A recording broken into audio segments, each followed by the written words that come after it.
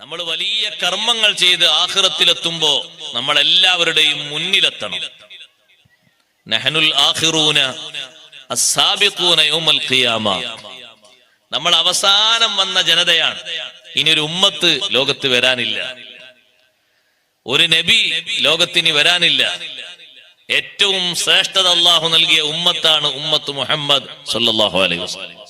ഏറ്റവും വലിയ ബഹുമാനം, ഏറ്റവും വലിയ മഹത്വം.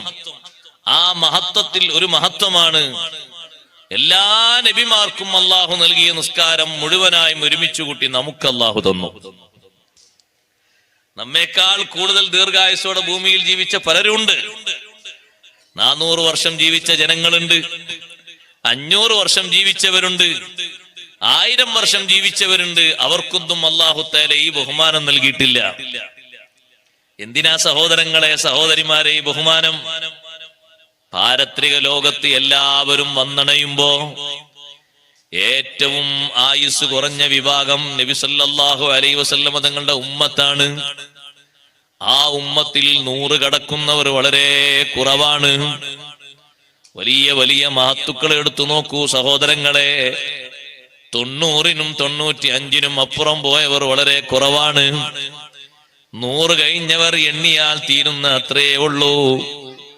ഈ വർഷത്തിന്റെ ഇടക്ക്, ഇത്രയും 1400 വർഷത്തിന്റെ ഇടക്ക് കൂടുതൽ ആളുകളും 90 എത്തുന്നതിന്റെ മുമ്പ്, 80 എത്തുന്നതിന്റെ മുമ്പ് ഈ ലോകം വിട പറഞ്ഞു.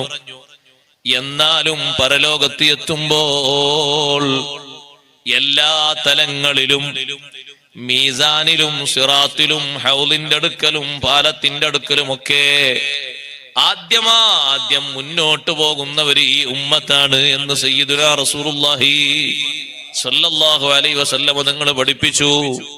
900 കൊല്ലം ജീവിച്ച ആളുകൾ 1000 കൊല്ലം ജീവിച്ചതൊക്കെ നമ്മെ പിറകിലാണ്.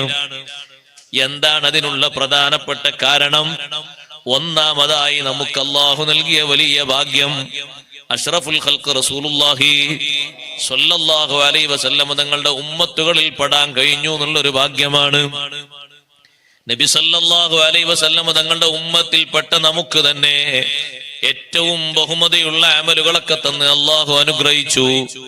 അമലുകൾ നേരാം വണ്ണം നിർവഹിച്ചാൽ നമ്മെ പോലെ ഭൂമി ലോകത്ത് സ്ഥാനത്തെത്തുന്നൊരു ഉമ്മത്തും വേറെയില്ല.